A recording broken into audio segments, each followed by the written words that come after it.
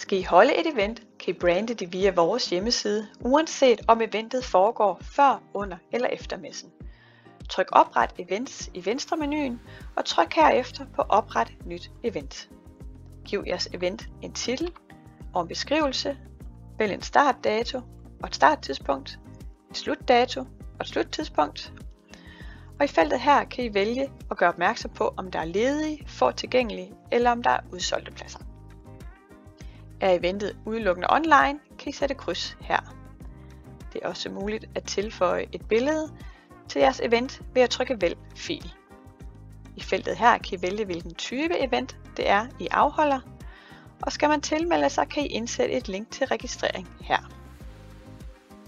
Har I valgt, at eventet er udelukkende online, kan I tilføje et link her, hvordan de deltager. Skal der i stedet en lokation på, hvor de kan deltage, så kan det indsættes her. Det kunne både være jeres egen adresse eller jeres standplacering på messen.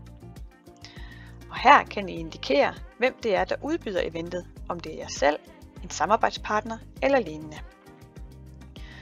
I feltet her kan I vælge, hvilke messer at dette event repræsenteres på. Husk også at oversætte til engelsk. Når jeres skriv er færdigt, trykkes Gem og publicer. Ønsker I ikke at publicere, men arbejde videre på jeres skriv senere, vælges Gem klaget. Vores hjemmeside crawler en gang i timen for at hente nye informationer. Jeres nye event vil blive synlig ved næste crawling.